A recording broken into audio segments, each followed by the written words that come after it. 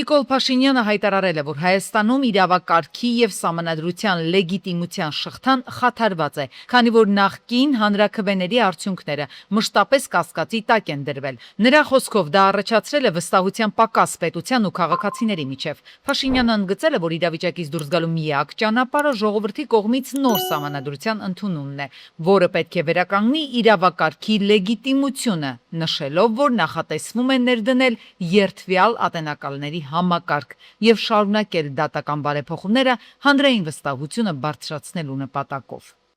Ես իմ դիրքորոշումը այս հարցի վերաբերյալ արտահայտել եմ հստակ, ասելով, որ նոր սահմանադրությունը չպետք է հղում պարունակի անկախության հռչակագրին եւ իսկ ինչ հիմնավորում ունի դա։ Շատ պարզ հիմնավորում։ Երեք էլ ես խոսեցի եւ վերջին տարիներին ես խոսում եմ Ղարաբաղի շարժումը չշարունակելու անհրաժեշտության մասին։ Եթե մենք այսօր ընդունենք նոր սահմանադրություն եւ այդ սահմանադրության տեքստի մեջ նախաբանում լինի հղում անկախության հռչակագրին, դա նշանակում է, որ մենք շարունակում ենք Ղարաբաղյան շարժումը։ Եթե մենք շարունակում ենք Ղարաբաղյան շարժումը, դա նշանակում է վերսկսում ենք կոնֆլիկտը Ադրբեջանի հետ։ Եթե վերսկսում ենք կոնֆլիկտը Ադրբեջանի հետ, այդ նշանակում է արդեն, որ խաղաղությունը հնարավոր չէ։ Ֆրանսիայի նախագահ Էմանուել Մակրոնը մայիսի 5-ին պետական այցով կժամանի Հայաստան։ Ֆրանսիայի նախագահի այցը քննարկվել է փոխվարչապետ Տիգրան Խաչատրյանի եւ դեսպան Օլիվիե Դկոտնիի հետ հանդիպման ժամանակ, հաղորդել են կառավարությունից։ Ադրբեջանի եւ Հայաստանի միջև հարաբերությունների կարգավորման գործընթացը չափազանց կարևոր է Եվրոպական միության համար։ Այս մասին լրագրողներին հայտարարել է Եվրամիության արտաքին քաղաքականության անվտանգության հարցերի գերագույն հանձնակատար Կայա Կալասը։ Նա նշել է, որ նիստի ընթացքում քննարկվելու են Հայաստանում ստեղծվելիք Եվրամիության նոր առաքելությունը եւ Ադրբեջանի ու Եվրամիության միջև հարաբերությունների զարգացման ուղիները։ Բաքվի բանտում գտնվող Ռուբեն Վարդանյանը ընտանիքի հետ հեռախոսազրույցի ժամանակ ուղերձ է փոխանցել Հայաստանի մարդու իրավունքների պաշտպան Անահիտ Մանասյանին։ Նախկին պետնախարարի խոսքով կան հանգամանքներ, որոնք պահանջում են ՄԻՊ-ի ակտիվ եւ հետեւողական ներգրավվածությունը։ Վերլուծաբան Թոմաս Դևալը նշել է, որ Իրանի հետ պատերազմը լուրջ խոչընդոտներ է ստեղծում Թրամփի ուղի նախագծի իրականացման համար։ Նրա խոսքով ամերիկացի մասնագետների ներկայությունը Իրանի սահմանի մոտ վտանգավոր է, իսկ ներդրողները զգուշանում են հակամարտության գոտում աշխատելուց։ Նա նաև անդրադարձել է տարածաշրջանային զարգացումներին, նշելով Ռուսաստանի եւ Ադրբեջանի մերձեցում, ինչպես նաև արտաքին խաղացողների ազդեցության փորձերը։ Դևալի գնահատմամբ Ռուսաստանը փորձում է պահպանել իր դերակատարությունը տարածաշրջանում օգտվելով իրավիճակից, իսկ արևմուտքի ջանքերը հիմնականում ընթանում են կուլիսներում։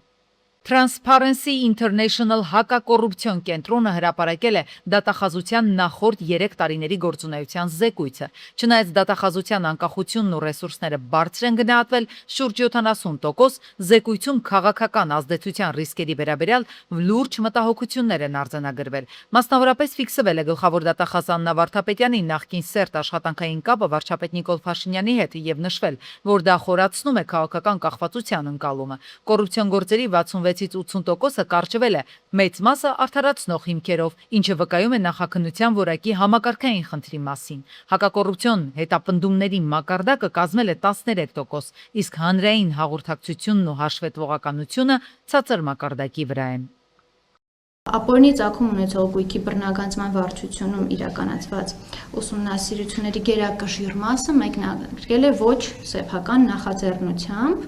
Սեփական նախաձեռնությամբ մեկնարկել է ընդամենը 24 թվականին ընդամենը 7 ուսումնասիրություն, այսինքն 4.29%, ինչը վկայում է, որ ուսումնասիրությունների 95-ից 100%-ը մեկնարկում են արտաքին ազդակների վրա եւ վարչության գործունեությունը կրում է ռեակտիվ, այլ ոչ թե պրոակտիվ բնույթ։ Գյորջյան Կասկադ 60 ամիս փուլային վճարում բազմաթիվ առավելություններ։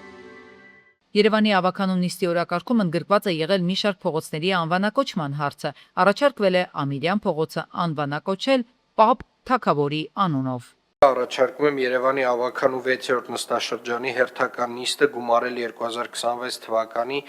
մայիսի 7-ին ժամը 10-ին եւ սա անում ենք այն պատճառով, որովհետեւ մեր շատ գործընկերներ ավականու անդամներ նախընտրական տարբեր ցուցակներում են եւ օրենքի ուժով նրանք ուղղակի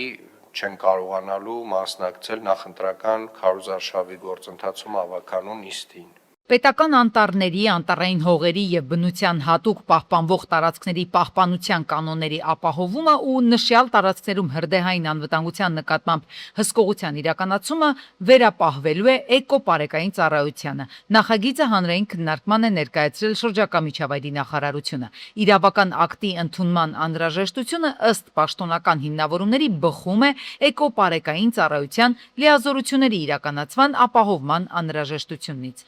Մասնագետների դիտարկմամբ, սակայն հսկողության կենտրոնացման փոխարեն կարելի է այդ լիազորությունները վերապահել հակահրդեհային ծառայություններ մատուցող ընկերություններին։ Հրդեհի խնդիրները վերահսկելու համար հատուկ պատրաստված մարդիկ են պետք։ Չեմ կարծում, որ իրանք կարողանան դա համակարգել ու այդ հարցը լուծել։ Իվիճակի են արդյոք իրենց ռեսուրսներով, տեխնիկական հագեցվածությամբ այդ ամբողջ գործողությունները կատարել։ Այդտեղ նաև կոռուպցիոն ռիսկերի հետ խնդիր կա, աշխատակիցների ներքին կապերը, ովքեր որ ատոմներով են զբաղվում, ում որ այդ փայտանյութը պետք է, այս կոռուպցիոն ռիսկերը պիտի հաշվի առնվեն։ Կենտրոնական բանկը տեղեկացնում է 2026-ի ապրիլի 15-ից բնականոն մաշվածության հետևանքով որոշ երկրորդ սերնդի թղթադրամներ դուրս են բերվում շրջանառությունից։ Որոշումը վերաբերում է միայն նշված թղթադրամներին եւ չի տարածվում 500 դրամ անվանական արժեքով մետաղադրամի վրա։ Կենտրոնական բանկը ընդգծում է, բոլոր մետաղադրամները, այդ թվում 500 դրամանոցը շարունակում են մնալ շրջանառության մեջ։ Իսլամաբադում ապրիլի 22-ին Իրանի եւ Միացյալ Նահանգների պատվիրակությունների բանակցային գործընթացի երկրորդ փուլն է նախատեսված։ Միացյալ Նահանգների պատվիրակությունը կգլխավորի J.D. Vance-ը, իրանականը խորհրդարանի խոսնակ Մոհամմադ Բաղեր Ղալիբաֆը։ Քաղաքագետ վերլուծաբաններից շատերը սակայն համարում են, որ Իսլամաբադի բանակցությունները կձախողվեն։ Կողմերը ընդհանուր հայտարարի չեն գա։ Իրանական կողմը բարձրաստիճան պաշտոնյաների մակարդակով այլևս չի վստահում ամերիկյան կողմին, հայտնելով, որ Թրամփն ու իր վարչակազմը խոստումներ չեն պահում եւ Միացյալ Նահանգների հետ բանակցերն անլուրջ է։ Ամերիկյան կողմն էլ իդեմս Թրամփի հայտարարել է, թե եթե իրանական կողմն էլ այս անգամ չընդունի ամերիկյան միջուկային զենքին Հորմուզի նեղուցին վերաբերող Միացյալ Նահանգների առաջ քաշած պայմանները, ապա չի բացառվում հերթական ռազմական գործողություններ ուղղված Իրանի դեմ։ Փորձում է Միացյալ Նահանգները սպառնալիքների ներքո փորձի Իրանին բանակցությունների սեղանին բերի, միայն բանակցությունների մասնակցելը չէ, պետք է ինքը ընդունի, որ 40 օրվա պատերազմում ամբողջ իրենց ուժերով արտակվել Իրանի վրա եւ անընդհատ սպառնալիքներով չեն կարողացել Իրանին զենքի բերել, այս գործառույթով Իրանի դեմ ոչ մի բան չեն կարող անեն եւ միայն փոխզիջումային տարբերակով կարան հարցերին լուծում տան։ Գրանցվել է 56 անդամ։ Որում ունենք, նիստը հայտարարում են բացված։ Ավականու հերթական նիստի օրակարգի նախնական տարբերակում ընդգրկված էր 51 հարց, որոնցից 13-ը տարբեր պատճառաբանություններով հանեցին ուղարկելով լրամշակման։ Ընդդիմադիրները նկատեցին, թե վերջին 3 տարիների ընթացքում իրականացված բարեփոխումները թե ծավալով, թե բովանդակությամբ փոքր են եղել եւ չեն կատարվել այնպես, ինչպես ներկայացրել են քաղաքային իշխանությունները։ Հայկ Գրիգորյանը առաջարկեց հաշվի առնելով նախկին բարեփոխումների փորձը իրականացնել համապատասխան վերլուծություններ։ Քաղաքապետն ասաց, որ ավականու ներկայիս կազմով դժվար է իրականացնել այն փոփոխությունները, որոնք անհրաժեշտ են քաղաքին։ Բազմաթիվ խնդիրներ են ստեղծվում նաև հենց այս դահլիճում հնչող մասնավորապես մեր ընդդիմադիր գործընկերների նարատիվների հետևանքով, որովհետև դրանք գիտեք ինչ են խրախուսում, դրանք խրախուսում են անպատասխանատու վերաբերմունք, համահրանք համայնքի եւ համայնքի սեփականության նկատմամբ։ Մենք այս դահլիճում շատ դեպքերում իրական խնդիրները չենք քննարկում, մենք քննարկում ենք այն ինչ այդ պահին օրինակ ինչ որ մի խմբակցություն կարծում է որ ավել ռեյտինգ իրենք ապահովի։ Դուք ունեք մեծամասնություն ավականում ու ավականին ձեզ չի խանգարում որևէ բարեփոխում անելու։ Այստեղ իմ ասած էությունը դուք բաց թողեցիք։ Իմ ասած էությունը հետեւյալն էր, որ ձեր ցանկացած բարեփոխման մեջ փորձեք գտնել այն թերացումները, որոնք որ ակնհայտ են, դուք էլ լավ գիտեք, որոնք են։ Ընդդիմության ներկայացուցիչները նշեցին, որ հանրային տրանսպորտի վարորդների վրա Վճարումների վերահսկման պարտականություն դնելով քաղաքային իշխանությունները վերադառնում են 5 գործելավոճին։ Ի պատասխան քննադատությունների Ավինյանը նշեց, որ վարորդները ստանում են բարձր աշխատավարձ եւ այն պահպանելու, ինչպես նաեւ նոր ավտոբուսները ձեռք բերելու համար անհրաժեշտ է ապահովել համապատասխան ֆինանսական մուտքեր։ Ես ամբիոնից ասում եք, դե եկեք բոյկոտենք, հիմա ասում եմ հարբած մի հատ թափ-թփուկ, ասում եմ ես բոյկոտ եմ անում, հետո էլ հարցակվում է վարորդի վրա։ Ով է մեղավոր վարորդը, որ ասում է օրինական պահանջ է ներկայացնում, ասում է եղբայր վճարի։ Դա իր պայմանագրային պարտավորությունն է, նաև նրա համար, որ ինքը ստանա բարձր աշխատավարձ։ Եվ այո, աշխարհում բոլոր տեղերում սա արվում է։ Տեղեկություն տարածվեց, որ ապրիլի 20-ի ուշ երեկոյան արտակարգ դեպք է տեղի ունեցել հանրային տրանսպորտում, դանակահարել են երթուղին սպասարկող ավտոբուսի վարորդին։ Դեպքի վայրում բժիշկները ոստիկաններին հայտնել են, որ վիրավորը գտնվում է վիրահատարանում։ Դիմում եմ մեր քաղաքացիներին պնդելով, սա ձև չի, վարորդը որևէ մեղք չունի, վարորդը տեղից ժողովուրդ կատարում է շատ ծանր գործ, կատարում է եռակի ծանր գործ հաշվի առնելով խցանումները, փոսերը, ինչու պիտի այստեղի անորակ, չմտածված, հատվածային իմպուլսիվ որոշումների արդյունքում քաղաքացի եւ վարորդ իրար ծեծեն, իրար, չգիտեմ, հայհոյեն։ Վարորդին ընդեղ եք բադ դրության մեջ դնում, այդ քաղաքացիներին իրար հետ եք կռվածնում, այսինքն ուր եք ուզում հասնել։ Բա հսկիչներին չի համար էիք դրել, որ մտնեն տուգանեն, խիփ քաղաքացին պիտի մյուս քաղաքացու հետ կռիվանի։ Տիգրան Ավինյանը նշեց, որ ընդդիմության ներկայացրած նարատիվների համաձայն նույնիսկ եթե ուղևորը թանկանար ընդամենը 20 դրամով, չվճարողների թիվը միևնույն է կմնար եւ դրանց դեմ պայքարը շարունակվելու է։ Ավականու հաջորդ նիստը որոշվեց գումարել մայիսի 7-ին։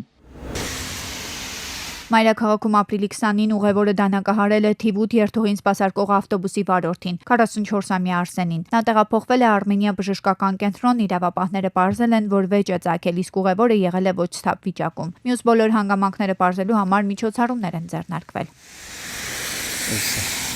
Ավտոբուսը այստեղ կայանված է, թիվ 8 երթուղու, որը սպասարկում է Դավիթ Հաշեն 4 թաղամասից մինչև Նորքի 9-րդ զանգված։ Ապրիլի 20-ին Չարենցի փողոցում բախվել են 18-ամյա Արթուրի Բենվեն եւ 66-ամյա Գրիգորի Հոնդա Ֆիթը։ Բենվեի անվահեծաններից մեկը կոտրվել ու շպրտվել է։ Հոնդա Ֆիթի վարորդն ու 31-ամյա ուղևորը վնասվածքներով տեղափոխվել են Հրացի թիվ 1 համալսարանական հիվանդանոց։ Ժամանել են ոստիկանության բարեկային ծառայության Երևան քաղաքի գնդի առաջին գումարտակի 3-րդ վաշտի պարեկները։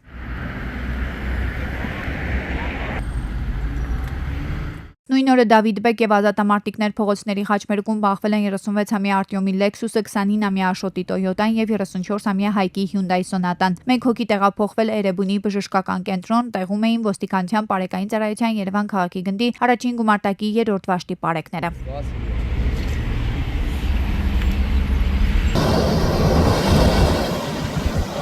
Ապրիլի 20-ին Նորհաճն Նորգեղի ճանապարհին հրդեհ է բռնկվել ընթացող Տեսլայում։ Կրակի տարածման դեմ նախ պայքարել են վարորդն ու քաղաքացիները, հետո մի քանի անգամ փրկարարծրայության Աբովյանի եւ Եղվարդի շրջի փրկարարական ջոկատիրշեջները մարել են կրակը։ Սակայն րոպեներ անց նորից մեքենան բռնկվել է։ Կրակն ու ծուխն էլ տեսանելի էր մի քանի 100 մետրից։ Տեղում էին ոստիկանության բարեկային ծառայության Կոտայքի մարզի գումարտակի 2-րդ վաշտի 2-րդ դասակի պարեկները։ Անընդհատ մարում են, մեկ էլ մի քանի րոպե անց նորից կրակը բռնկվում է։ Որ ասում եմ Տեսլաները այսպես են։ Մինչև վերջին կրակը չմարվի, անընդհատ կրակի թաքնված օջախներից կրակը դուրս է գալու։ Մեկ այլ մեքենա էլ այրվել է Արտաշատի խճուղում։ Վարվող Նիվան պատկանում է Կոտայքի մարզի բնակիչ 24-ամյա Ժորային։ Մեքենան վերածվել է մետաղեջարթոնի, մեկ հոգի էլ տեղափոխվել է հիվանդանոց։ Տեղում էին ոստիկանության բարեկային ծառայության Երևան քաղաքի գնդի առաջին գումարտակի 2-րդ վաշտի պարեկները։ Ապրիլի 20-ին Երևան Մեղրի ճանապարհին 38-ամյա Մհերը Սուզուկիով դուրս է եկել երթևեկելի գոտուց եւ մի քանի պտույտ գլխիվայր շրջվելով, քարերին ու ծառերին բախվելով հայտնվել ձորում։ Վարորդը վնասվածքներով տեղափոխվել է Կապան բժշկական կենտրոն։ տարիներ շարունակ մարդիկ են ստեղ զոհվում։ Խոսքը շատերին հայտնի Արծվի թևեր անունը կրող այս հատվածի մասին է, որտեղ շատ հաճախ են վթարներ ու վրաերթեր տեղի ունենում, այդ թվում ողբերգական։ Իսկ դրանք բացառելու համար վերգետնյա կամ ստորգետնյա անցում է անհրաժեշտ։ Հենց դրա համար էր, որ Աբովյանի վարչական տարածքում գտնվող ամառանոցների ու ՊՏՂ-ի բնակավայրի բնակիչները հավաքվել էին, պահանջում էին տարածքային կառավարման ու ենթակառուցվածքների նախարարությունից հստակ քայլեր։ Ես ինքս ստեղ հիմնական բնակիչ եմ, ունեմ անչափահաս երեխա, որը ստիպված է ամեն օր ավտոբուսը նստում գնում է դասի, ստիպված ամեն օր գալիս է տաքսիով լրացուցիչ 6-7 կիլոմետր անցնի, որ դա ապահով հասնի։ Մեր երեխաները ուսանողները անցնում են այս նույն ճանապարհը, արագընթաց ճանապարհը, որը քիչ առաջ դուք ինքներդ չէի կարողանում անցնել, չէ՞։ Ցանկացած դեպքում նույնիսկ նկարահանելուց մտածում ես այդ մարդը բարեհաջող կանցնի ճանապարհը, թե չէ։ Աստված ոչ անի, հանկարծ արագընթացը։ Երբ որ այստեղ 258, 253, 275 երթուղիներից գալիս իջնում են, մենք տրանսպորտ էլ չունենք առհասարակ, սկսենք դրանից, բայց դա ուրիշ հարց է։ Երբ որ մեր երիտասարդները կամ աշակերտները, բացը դատարանները, աշակերտները իջնում են այս հատվածում, ստիպված իրանք պետք է րոպեներով սպասեն, մինչև անվտանգ պահ լինի, որ անցնեն։ Ամառանոցներում մոտ 1700 բնակիչ է ապրում, նաև ՊՏՂ-ի բնակավայրի բնակչության 99% այդ հատվածով է անցուդարձանում, վախը սրտներում։ Նաև արտաքին լուսավորություն չկա։ Անվտանգության խնդիր են լուծում, ասում են բնակիչները։ Գործնական առումով շատ կարևոր է, որ փորձագիտական խումբ նշանակվի, չգիտեմ որ նախարարությունը կնորդ զբաղվի, որպեսզի գան գնահատեն իրավիճակը տեղում, մարդկանց հետ զրուցեն, տնտեսվարողների հետ զրուցեն։ Եղել են դեպքեր, որ հետիոտներն են վրաերթի ենթարկվել։ Մի խոսքով հիմա մարդիկ հավաքվել են այստեղ, խնդրում են պատասխանատուներից հիմնականում տարածքային կառավարման եւ ենթակառուցվածքների նախարարությունից, քանի որ ճանապարհների մարզային ճանապարհները գտնվում են այդ նախարարության ճանապարհային դեպարտամենտ հիմնադրամի, այսպես ասած, բալանսում, հիմա մարդիկ խնդրում են, որպեսզի վերգետնյա կամ ստորգետնյա անցում կառուցվի։ Դեռ միայն այսպես են բարձրաձայնում անցման կարևորության մասին, սպասում են գործնական քայլերի, հակառակ դեպքում ավելի կտրուկ միջոցների կդիմեն, վստահեցրել են բնակիչները։